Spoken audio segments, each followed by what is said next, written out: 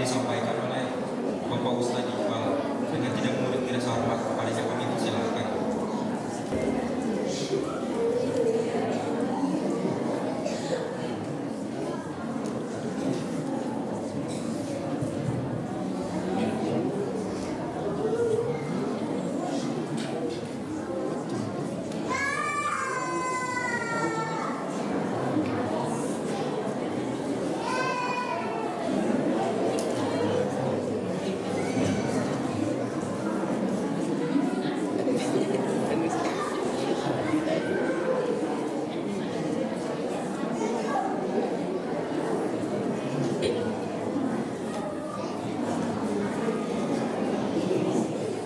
Bismillahirrahmanirrahim.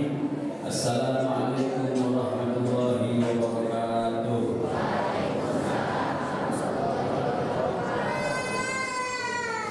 Alhamdulillah, wassalatu wassalamu ala Rasulillah Sayyidina Muhammad ibn Abdullah wa ala alihi wa sahbihi wa mawala. Subhanaka la ilma lana illa ma 'allamtana innaka antal alimul hakim. Rabbi shrah li sadri wa yassir li amri wahlul 'uqdatam min lisani yafqahu qawli. Allahumma shalli wa sallim ala sayyidina Muhammadin abdika wa rasulika khatamin nabiyyin wa akramal awwalin wal akhirin sayyidina Muhammadin wa ala alihi wa sahbihi wa tabi'in wa farid ala al-muslimin ya qawiyyu ya matin wa qina syarra dhalimin. Allahumma aftah alaina abwabal ilmi wa yassir alaina fi abwabil ilmi wa zid alaina ilman nafi'a wa aklan kabira wa fahman kathira fil layli wan nahar. Waqad qala Allah Ta'ala fil Qur'anil Karim, a'udzu billahi minasy syaithanir rajim. Bismillahirrahmanirrahim. Ya ayyuhalladzina amanu kutiba 'alaikumus shiyam kama kutiba 'alal ladzina min qablikum la'allakum tattaqun. Shadaqallahul 'aliyyul 'azim. Hadaratil kiram wal muhtaram, para guru-guru sekalian, para ustaz, para asatiz, para asatidah, para tokoh pemuda, para tokoh agama, pengurus daripada Dewan Sejahtera Masjid Darussalam, dan juga para dari unsur pemerintahnya, Bapak Kepala Desa yang diwakili oleh Bapak Kepala Dusun, dan semua yang hadir pada pagi hari ini. Wabil khusus guru kita Ustaz Yazid Islam bin Haji Sofyan Sauri bin Haji Ilyas mata'anallahu biduli hayatihi, dan juga para hadirin sekalian, Bapak Ibu yang tidak dapat kami sebutkan satu persatu, namun tidak mengurangi rasa hormat dan ta'zim kami. Alhamdulillah, puji syukur kita panjatkan kehadiran Allah Subhanahu wa Ta'ala, yang mana pada pagi hari ini kita masih diberikan nikmat iman Islam, sehat afiat, sehingga kita dapat berkumpul bersama-sama di haflah mubarakah di Masjid Darussalam dalam rangka melaksanakan kegiatan daripada rangkaian kegiatan ibadah bulan suci Ramadan, yang menghadiri daripada majelis ilmu.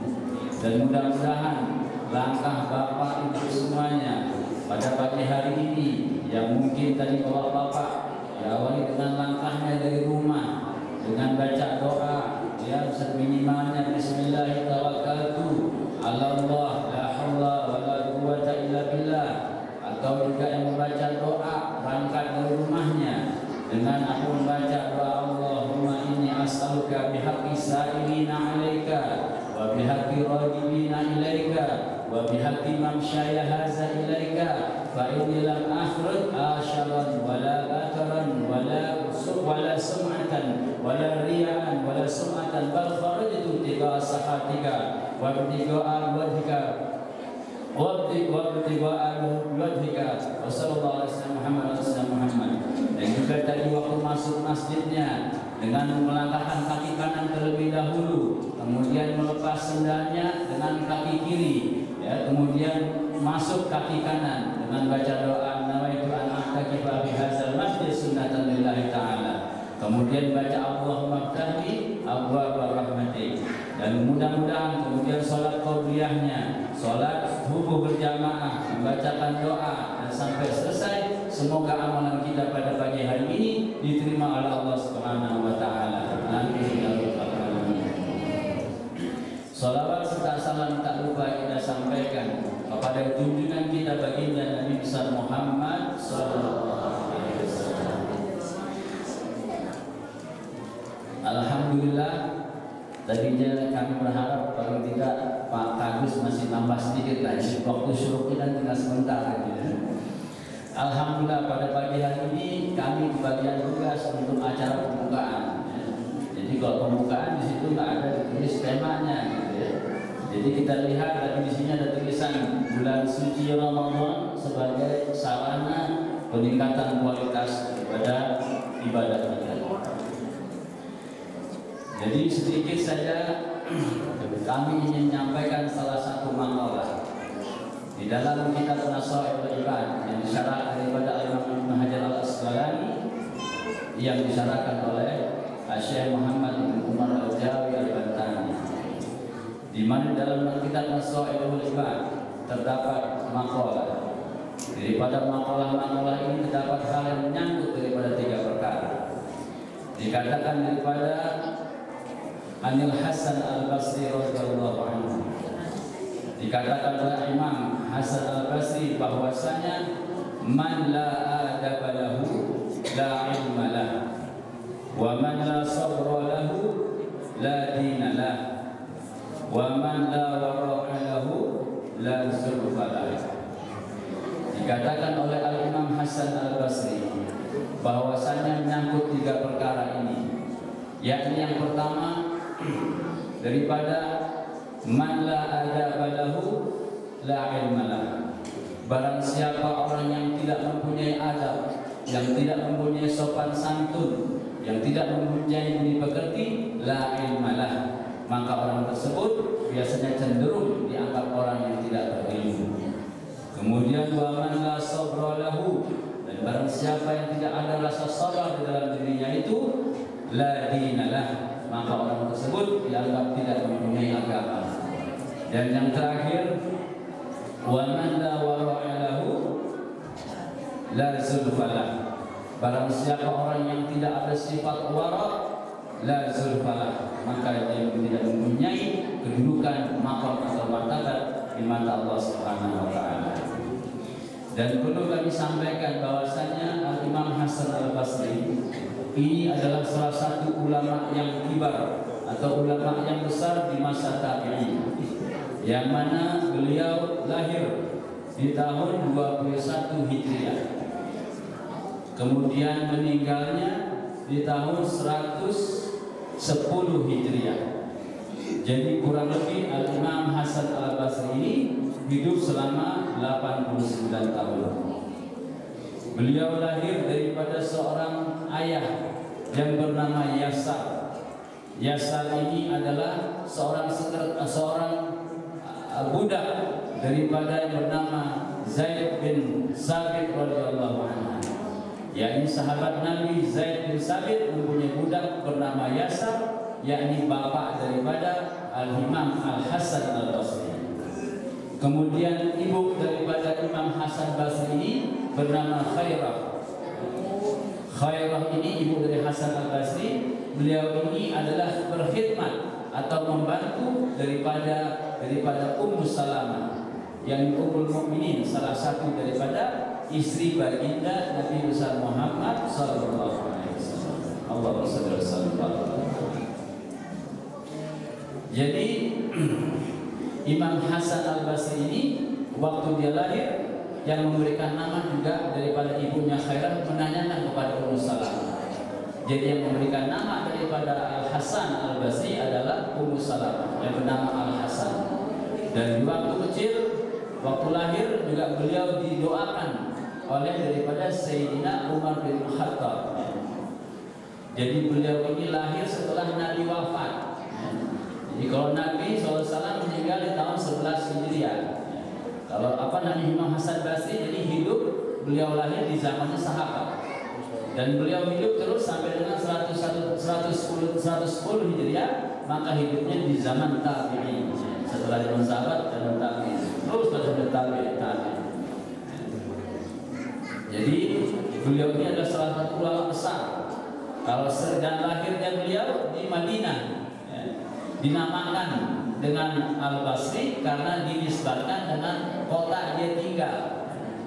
Jadi setelah dia umur 16 tahun, sudah mulai mangkat dewasa, sudah mulai cukup daripada ilmunya, dia belajar daripada sahabat-sahabat Nabi, di antaranya daripada Sayyidina Ali bin Abi Thalib, kemudian Sayyidina Utsman bin Affan, dan juga beberapa sahabat yang lainnya. Pada saat umur 14 tahun beliau sudah khatam sudah menjadi hafiz, menjadi orang yang hafal Al-Quran di usia 14 tahun.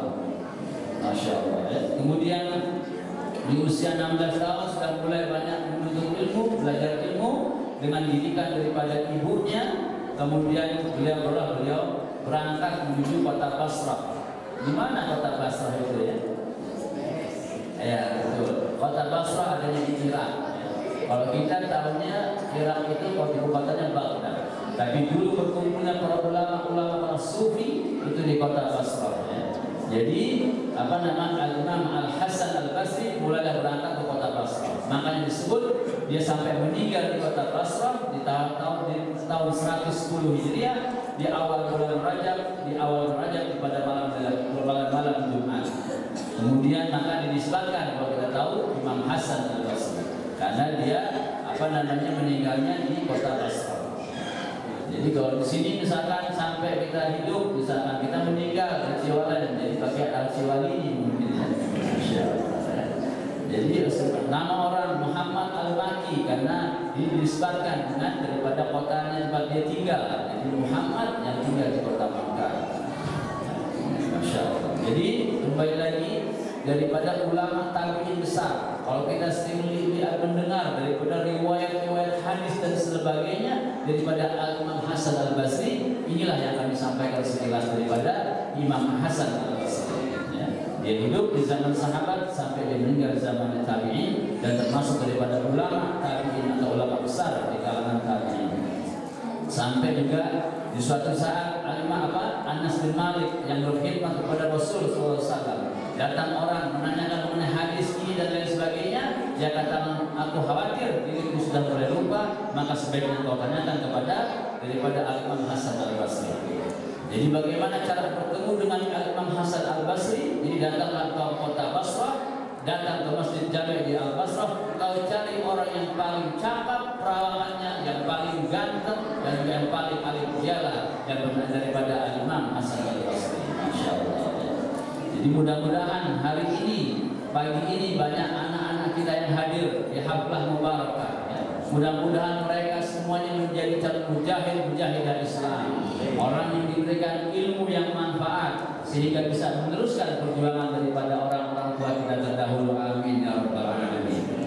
Jadi kembali kepada yang pertama daripada maqalah Al-Imam Hasan Al-Basri, bahwasanya la adaba lahu man la adaba lahu la ilma lahu. Jadi barang siapa orang yang tidak beradab, maka orang tersebut dianggap orang yang tidak berilmu. Nah, jadi adab ini terkait dengan etika, dengan sopan santun. Seperti kalau kita suka melihat orang ini suka disebut si anu nggak ada adabnya dia. Ya. Kenapa begini, kenapa begitu? Karena dia mungkin berkata sesuatu yang tidak baik, atau dia pada saat ketemu orang tua tidak ada hormatnya. Kemudian bertemu dengan orang yang lebih muda bagaimana, tidak tahu bagaimana beradabnya. Pada saat hadir di majelis ilmu mesti bagaimana, tidak tahu caranya. Kemudian pada saat berjalan bersama dengan guru-gurunya tidak tahu bagaimana cara berjalannya. Ya. Nah, jadi pada saat kesempatan pagi hari ini, maka sedikit bahwasanya kita ini sekarang hadir di majelis ilmu. Kita juga lihat dengan semangatnya para bapak ibu sekalian, para adik-adik sekalian dengan membawa buku. Ya. Ini salah satu adab daripada orang hadir di majelis ilmu, supaya jangan sampai lepas. Kalau dia ada ilmu yang sudah dipegang, diketahui, maka akan cepat diingatnya kalau dia tulis. Nah, ini karena kalau kami di sini pembukaan nih. Kalau kita lihat temanya selama 1 bulan itu udah banyak di sini ya. Daripada Ramadan, kemudian adabnya, sholat Jumat, kemudian fadilah tarawih, sampai dengan akhlak yang yang tercela pun dibahas di sini. Ya, ini kesempatan. Ya. Kalau kita seandainya tahu bagaimana keutamaannya, fadilahnya majelis ilmu ini, bagaimana kalau kita sudah diperlihatkan sama Allah apa yang Bapak Ibu dapatkan, semua orang sekampung akan hadir di masjid ini. Ya, Masya Allah. Seperti semangatnya ibu-ibu semuanya ini. Kalau dikasih lihat, bisa melihat apa yang kita terima di bulan suci Ramadan dengan hadir di majelis ilmu, semua orang yang ngantuk, yang tidur saat ini akan hadir di Masjid Darussalam. Bisa bayangkan, gitu ya. Karena di betapa tingginya kita hadir di majelis ilmu. Man salaka thariqan ilal ilmi sahalallahu bihi thariqan ilal jannah.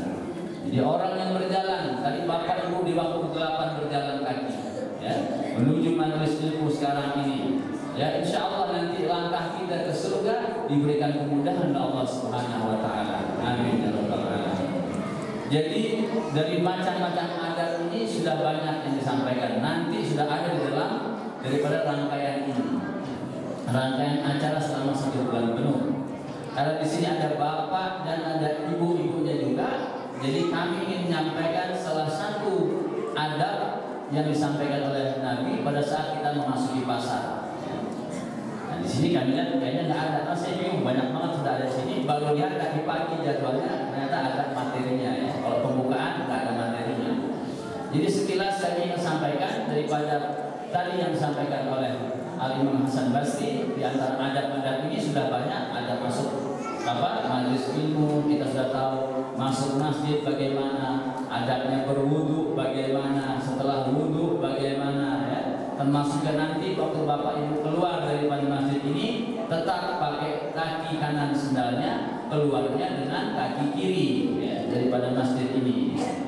Nah, ini di dalam adab masuk pasar itu baginda Nabi SAW mengatakan bahwasanya diantaranya adalah kita disunahkan membacakan doa. Doa ini dikatakan man qala iza dakhala suq, barang siapa orang yang ketika dia memasuki pasar membaca la ilaha illallah wahdahu la syarikalah lahul mulku wa lahul hamdu yuhyi wa yumiit wa huwa hayyun la yamut biyadihil khair wa huwa ala kulli syai'in qadir. Kataballahu lahu alfa alfi hasanah wa maha anhu alfa alfi sayyi'ah wa rafa'a anhu alfa alfi darajah. Kata Nabi SAW, barang siapa yang memasuki pasar membacakan doa la ilaha illallah wahdahu la syarikalah lahul mulku wa lahul hamdu yuhyi wa yumiit wa huwa hayyun la yamut biyadihil khair wa huwa ala kulli syai'in qadir. La ilaha illallah wahdahu la syarikalah, tiada Tuhan selain Allah dan tiada bersekutu selain daripada Allah. Lahul mulku, baginya lah kerajaan, wa lahul hamdu, baginya lah segala pujian, wa lahul mulku wa lahul hamdu wa huwa hayyun, dan ialah zat yang maha hidup, wa huwa hayyun la yamut, zat yang maha hidup dan tidak pernah mati, wa huwa hayyun la yamut biyadihil khair, dan di tangannya lah segala kekuatan, segala kebaikan. Biyadil wa huwa ala kulli syai'in qadir, dan dialah yang maha berkuasa atas segala sesuatu. Maka kalau barang siapa yang membaca doa tersebut waktu masuk pasar, kata Nabi, kataballahu lahu alfa alfi hasanah, maka Allah Subhanahu wa taala akan mencatatnya 1.000.000 kebaikan. Wa maha anhu alfa alfi sayyi'ah, dan Allah akan menghapus segala sampai dengan 1.000.000 daripada dia punya keburukan. Wa rafa'a alfa alfi darajah, dan Allah angkat daripada 1.000.000 daripada derajat. Jadi ini mudah bacanya. Jadi dulu banyak orang-orang tua, kalau dulu tuh di Jakarta itu ada orang tua, para ulama, dia kalau setiap waktu seminggu sekali dia ngantar istrinya. Jadi kalau dia ngantar istrinya, dia sangat senang sekali ke pasar, istrinya bingung. Jadi dia ikut, padahal nggak belanja, ikut masuk ke pasar, keluar lagi, dia duduk lagi di dalam dia nunggu di depan. Ya. Jadi ternyata dia baca doa tersebut, yang mana doa ini fadilahnya besar sekali, walaupun cuma sedikit. Kalau kita dengarnya kayaknya panjang, padahal kita kalau biasa habis sholat baca doa tersebut ya. La ilaha illallah wahdahu la syarikalah lahul mulku wa lahul hamdu wa yuhyihi wa ala kulli syai'in qadir. Ditambahkan tadi ya bil khair wa ala kulli syai'in qadir. Ya. Jadi ini hal yang kecil, hal yang mudah, tapi kita bisa fadilahnya besar. Ya. Jadi ini pertama. Kemudian yang kedua, waktu kita mau masuk pasar beda kalau kita mau masuk dalam masjid. Kalau kita mau masuk pasar diingat, walaupun nggak tahu pintunya yang mana, udah masuk ke sana nih, di mana pasar GSP atau Cipanas, kita udah tahu nih pelataran pasar. Masuk ke diniatin kaki kita yang duluan, yang awal kaki kiri kita melangkah. Ya. Jadi kaki kiri kita yang duluan masuk ke pasar. Kita kira-kira aja yang mana nih batasnya pasar sama jalan raya. Waktu masuk kita nyatin kaki kiri. Kalau perlu kita mundur lagi. Kalau udah mainan duluan kita mundur, sama kayak kita ke masjid. Ke masjid tadi waktu masuk, kalau sampai kaki kiri yang masuk duluan, baca istighfar, mundur lagi, masuk lagi dengan kaki kanan. Begitu pula kalau ke pasar. Kenapa demikian? Karena kata Nabi SAW, katanya apa? Sesungguhnya tempat yang inna ahsanul bilad al-masajid wa inna afdalul bilad al-aswaq. Sesungguhnya tempat yang paling dicintai itu adalah masjid, sementara tempat yang paling dibenci itu adalah pasar. Jadi waktu kita masuk pasar, kaki kiri dulu kita masuk. Kemudian waktu kita keluar pasar, kaki kanan kita keluar. Jadi terbalik. Ya, kalau kita masuk masjid, kaki kanan keluar, kaki kiri. Kalau masuk pasar, kita kaki kiri terlebih dahulu, keluarnya dengan kaki yang kanan. Kemudian yang berikutnya kita masuk pasar. Yakni kita kalau masuk pasar jangan menjadi orang yang pertama kali masuk pasar, dan juga jangan menjadi orang yang paling akhir masuk pasar. Ini mesti diingat-ingat nih, karena beberapa kali kita sudah lihat gitu ya. Saya nggak tahu di mana gitu, saya pernah lewat gitu. Jadi kalau sholat subuh itu orang udah siap ya. Azannya belum udah berangkat, tapi insya Allah di pasar sholat subuh. Amin. Insya Allah di pasar sholat subuh. Jangan sampai tidak cuma kalau kata Nabi begitu. Kalau masuk pasar kita jangan yang pertama dan juga jangan yang paling akhir, seakan-akan kita menikmati masuk pasar tersebut. Padahal itu adalah tempat yang paling dibenci oleh Allah Subhanahu Wa Taala. Nah kalau masuk masjid baru yang pertama kali kita masuk. Dan kalau perlu yang terakhir kita keluar. Ya. Kalau subuh mungkin kita dapat sholat subuhnya di masjid. Ini penting. Jadi hal yang kecil, tapi fadilahnya besar. Ya. Jadi karena ini sering nih, apalagi sekarang di bulan suci Ramadan. Ya, di mana qulu hasanatin bi asrati amsalha ila sab'imi'ati dhifin. Di mana setiap kali kebaikan itu seumpama 10 nilainya sampai dengan 700 kebaikan balasannya Allah Subhanahu wa taala. As-shaumuli wa ana ajzibi. Ya, shaum puasa itu adalah untukku dan aku yang akan memberikan balasannya nanti di yaumul qiyamah. Ya. Jadi seperti itu. Ya. Jadi kalau yang biasa pagi-pagi udah berangkat, jangan lupa bawa perlengkapan sholatnya. Ya. Jadi bawa mukenahnya supaya nanti saat itu bawa sarungnya supaya sampai di pasar dia sholat sebelum dia buka tokonya. Ya. Sambil nanti baca doanya, baca sholawat untuk buka toko supaya laku ya. Nah ini, kemudian sudah berangkatnya nggak boleh. Kemudian yang berikutnya adalah pada saat kita menawarkan atau sedang transaksi, baik itu pembeli sebagai pembeli atau sebagai penjual, jangan sampai kita memberikan barang yang sedang ditawar oleh orang lain. Oh ini kayaknya orang ini nggak nawar, kita kasih padahal sedang bertransaksi oleh salah satunya. Nah ini nggak boleh begini. Sama, ini nggak ada adabnya atau tidak ada etikanya.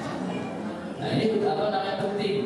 Kemudian juga kita waktu kita ke pasar, pada di tempat yang nggak disukai juga, seperlunya kita belanja. Jangan pingin tawaf aja semuanya kalau dia dikelilingin, dia belum puas, dia belum pulang. Ini bukan hanya ke pasar aja, termasuk kita kalau kemana, ke mall, ke Cianjur ada mall, banyak pertokoan, sama baca doa yang tadi, ya. Supaya kita dijaga daripada gangguan setan, supaya kita juga dijaga daripada hal-hal yang dibenci oleh Allah Subhanahu Wa Taala. Ya.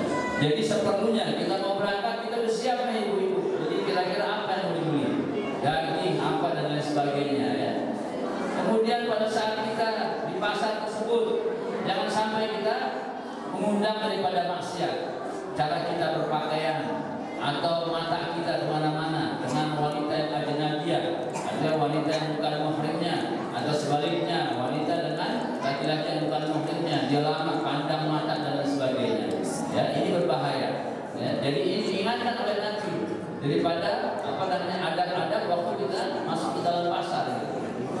Kemudian yang terakhir, jangan sampai menimbulkan transaksi yang mengandung daripada riba di pasar tersebut. Nah, ini juga diingatkan supaya bisa kita menghindarinya. Ya. Nah, ini jadi hal-hal yang kecil di antara adat-adat kita masuk pasar.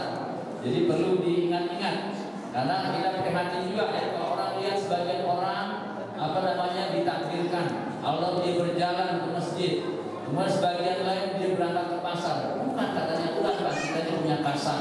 Memang kita harus usaha nggak apa-apa, tapi mudah-mudahan di tempat pasarnya tersebut tetap bisa sholat, jangan sampai nggak sholat ya. Nah ini juga sama. Jadi ibu-ibu juga sama karena seringnya mungkin kita lihat datang di berita-berita pagi-pagi udah pada berangkat ke pasar dan sebagainya. Kita khawatir lebih mengutamakan kasatnya dibanding daripada ibadahnya kepada Allah Subhanahu Wa Taala. Ya. Jadi ini mengenai adab daripada waktu kita memasuki daripada pasar, ya, atau pertokoan dan lain sebagainya. Semoga bisa bermanfaat. Jadi sekali lagi kita betul-betul memanfaatkan daripada kita momen kita puasa ini. Kemudian yang kedua adalah tadi daripada kata Imam Al-Hasan Al-Basri bahwasanya barang siapa man la sabra lahu la dinalah. Barang siapa orang yang tidak sabar, maka orang tersebut dianggap tidak beragama. Jadi bagaimana sabar? Yang sabar pada saat menghadapi musibah, sabar pada saat dia menghadapi hal-hal yang buruk terhadap dirinya dia. Kemudian hal-hal pada saat seperti kayak kita sekarang, yakni bermasyaqqah, bersusah payah di dalam beribadah di bulan suci Ramadan. Ya, kemudian juga sabar di dalam menjalankan daripada amalan-amalan fardu dan juga amalan-amalan sunnah. Karena kata kita Allah Subhanahu Wa Taala mengatakan ya ayyuhalladzina amanu ista'inu bis-sabri was-salah innallaha ma'as-sabirin. Kenapa kita memohon supaya pertolongan? Karena supaya kita menjadi orang yang selamat, yakni nanti di yaumil kiamat kita bisa masuk surga. Amin. Jadi dengan sabar. Kemudian juga ulaika allazi yujzauna, katanya ulaika allazi yujzauna al-ghurfa bima sabaru. Maka yang demikian itu, yakni orang yang sabar, maka dia akan mendapatkan ghurfah, kedudukan yang tinggi nanti di surganya Allah Subhanahu Wa Taala.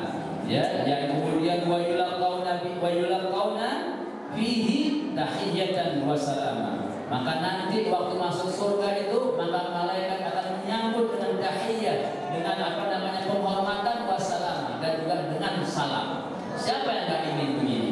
Jadi kalau Bapak Ibu sabar, ya sekarang menghadapi ujian, ya corona dengan segala macam dampaknya, dan kemudian juga kita juga ingin sabar dalam ibadah, puasa di siang hari, malamnya kita qiyamul lail, paginya kita hadir di majelis ilmu seperti ini. Insya Allah kesabaran kita nanti akan mendapatkan tahiyah dan salam di jannahnya Allah Subhanahu Wa Taala. Dan mudah-mudahan juga kita di akhir ini, karena setiap bulan Ramadan itu ada malaikat yang bermunajat, yang memanggil kepada seluruh umat, kepada seluruh umatnya, kepada seluruh umat, kepada hamba-hamba Allah Subhanahu Wa Taala. Yang kata malaikat, ya bagiyal khair aqbil, wa ya bagiyal syarr aqsir. Kata malaikat, wahai para pencari kebaikan, maka terimalah. maksudnya ini ada di bulan suci Ramadan ini. Perbanyaklah kebaikan tersebut. Wa ya baghiyasyar aksir. Wahai mereka yang mencari keburukan, mencari kejahatan dan sebagainya, aksir, maka engkau kurangi. Jadi mungkin kalau yang sekarang yang selama ini suka malamnya berkumpul, melakukan kegiatan yang kurang bermanfaat, mungkin pada malam hari ini sejak semalam sampai akhir jangan sampai kita melakukan hal-hal yang kurang bermanfaat. Ya mudah-mudahan Bapak Ibu semuanya dalam keadaan sehat afiat, bisa melaksanakan ibadah suci Ramadan sampai dengan selesai, dan juga istiqomah hadir di majelis ilmu, dan segala hajat kita dikabulkan Allah Subhanahu wa taala. Dan kita doakan para guru-guru yang akan mengisi daripada majelis ilmu setiap harinya diberikan sehat afiat, umur yang panjang, kemudian juga rezeki yang banyak, yang halal, yang thayyib, yang berkah dan tidak menyusahkan. Dan bagi anak-anak kita yang hadir, semoga dijadikan anak yang soleh-solehah, diberikan jodoh yang soleh-solehah, sehingga dapat menghasilkan keturunan yang terbaik, menjadi kebanggaan daripada baginda Nabi besar Muhammad Sallallahu Alaihi Wasallam. Dan terakhir, mari kita membaca Al-Quran surah Al-Fatihah, yang mana Al-Fatihah ini kita tunjukkan kepada orang-orang tua kita yang telah mendahului kita. Kita tunjukkan pada guru-guru kita dan juga para anak cucu kita dan semua yang dan segala yang diberikan amanah untuk memimpin, untuk mengurus daripada masjid ini atau majelis taklim ibu-ibu, diberikan kesehatan, afiat, dikabul segala hajatnya. Wa ala niyati anna Allah yaqdi hajatina wa yaqbal da'watina wa yasrahu sudurana wa yassir umurana fid din wad dunya wal akhirah ala hadhihi niyyah wa ala kulli niyyatin salihah wa ila hadratin Nabi Muhammad sallallahu alaihi wasallam. Al-Fatihah.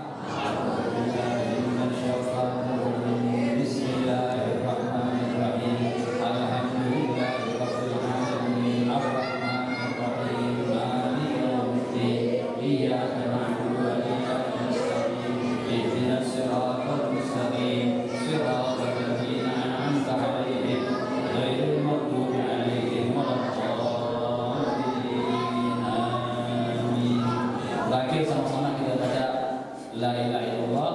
Nanti saya baca dan diikuti sama-sama sendiri. La ilaha illallah al-mawjud fi kulli zaman. La ilaha illallah al-mawjud fi kulli zaman. La ilaha illallah al-ma'bud fi kulli makan.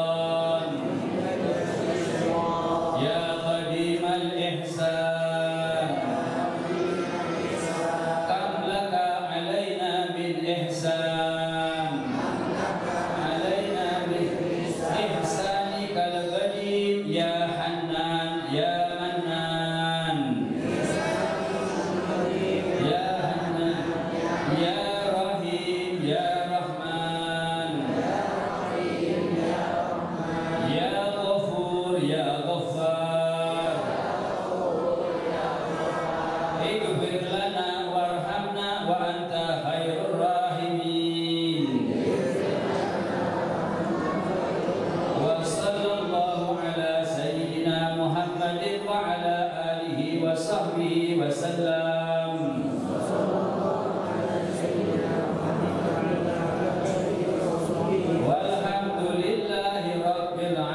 العالمين